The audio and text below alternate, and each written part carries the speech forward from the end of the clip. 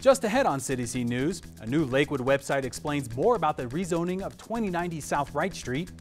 Find out what happened at the most recent Lakewood City Council meeting. And we have a special guest from Foothills Animal Shelter. CityC News starts now.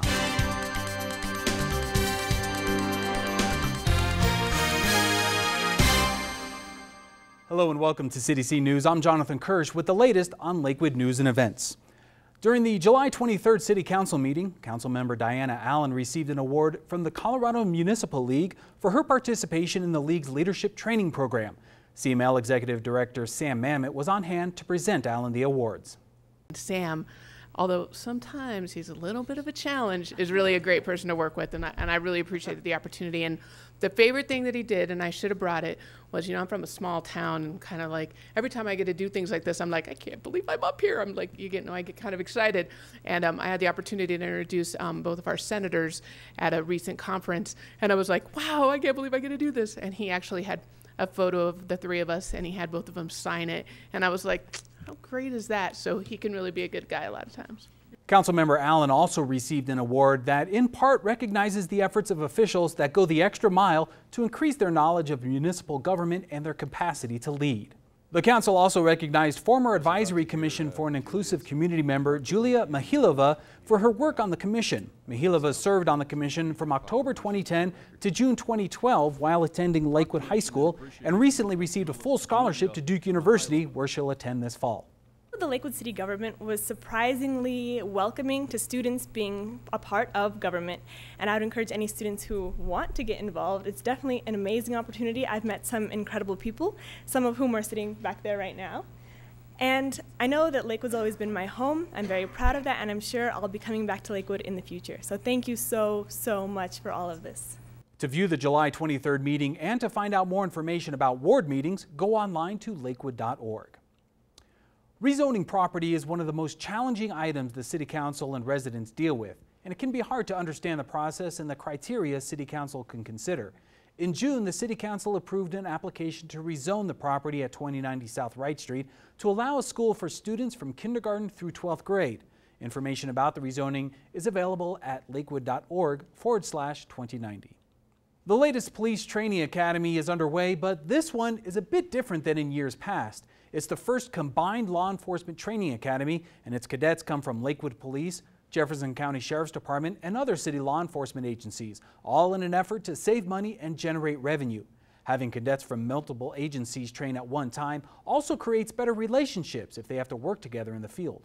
I think this is going to serve as a model for one of those best practices when it comes to training new recruits to go into the field of law enforcement. So from that perspective, I think it's going to serve not only our agencies and those that are participating, but again as a model and maybe best practices as we go along and see the successes of this combined academy. I remember when I was sitting in the Recruit Academy 31 years ago, wondering if I could do this job and wondering if I'd made the right choices. And then I find out later I had, and I've been rewarded in many ways. And I know, looking around that room, as I see the new recruits wondering the same things, I think you're our future leaders, you're our future detectives, our future sergeants, and ultimately our future chiefs and our future sheriffs. And that's very exciting.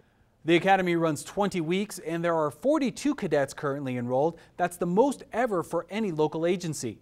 If you would like more information about when the next academy begins, go to lakewood.org/police employment.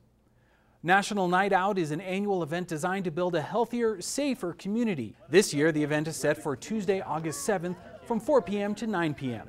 For nearly 30 years, National Night Out neighborhood parties have developed partnerships between the police and the community. It's also a great opportunity to meet your neighbors. More than 14.5 tons of credit card statements and other private documents are out of reach of identity thieves, thanks to the Lakewood Police Department's recent Shred Day. The June event allowed residents to bring up to 3 boxes of documents to Jeffco Stadium for proper shredding. Proceeds went to the local high school Key Club organizations. If you missed this one, be sure to check out lakewood.org for the next one. Chizo the cat made a stop recently at the Jefferson County Boys and Girls Club to help spread the message about stranger danger and keeping children safe online. In 2005, the district attorney's office created Chizo, and they have visited schools, parents groups, and other organizations to provide education and prevention programs to children and adults. For more information on the program and tips on how to keep your kids safe, visit chizo.org.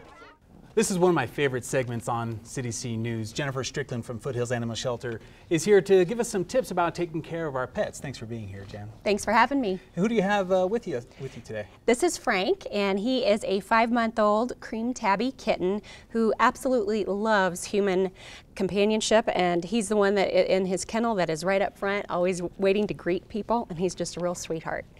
Well, we're talking today about a program called A Simple Fix. Tell me a little bit about the program. Well, you know, we offer spay-neuter services at our shelter, but we totally understand that making it really simple is important, and also something that people can attain financially if they're a pet owner and maybe struggling these days. So we have a mobile unit that is kind of like a surgery unit on wheels, if you will, and it's going to be going out into the community, into convenient locations, and offering spay-neuter services. Is there a limitation on the kind of pet that can be accepted into this program? There is. It's for cats and dogs only, and of course because it is a mobile unit, it's not as big as a typical vet clinic, and so dogs are limited to 65 pounds and under. And how much do spay and neuter services cost? Well, they're very affordable. So for cats, for either a spay or neuter, it's only $20, and for dogs, it's $60. Okay. And we've been having a pretty hot summer these past few months. What can pet owners do to keep their pets cool? Well, it's a great question, and you know, especially dog owners who may want to take their dogs out with them a lot, you know, it's really, really important that pet owners understand that they don't take them in their cars with them when the temperatures are so high, because that car acts like an oven very, very quickly. So if you're wanting to take your pet out and about, certainly you can take them out for walks, but make sure it's in the morning or the evening. And even cats, you know, you have to watch out for them as well. If they're an indoor-outdoor cat, make sure they have plenty of water, but ideally to be able to be inside where it's cool is best for all pets.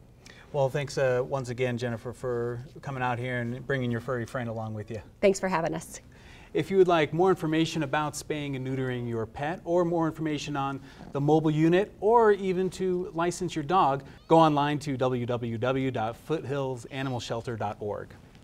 We have one program note to tell you about. The August episode of Metro Voices is all about emergency preparedness. Here's a preview. I'm Wendy Brockman. Hundreds of homes have been lost in several notorious and devastating Colorado wildfires. In addition to wildfires, Coloradans have seen tornadoes, floods, blizzards, house fires, and other types of disasters. How you prepare can make all the difference during a disaster. Would you know what to do? Learn steps you can take to keep you and your family safe. Join us for Metro Voices, Thursdays at 8. That's it for this edition of CityC News. I'm Jonathan Kirsch. Thanks for watching. We'll see you next time.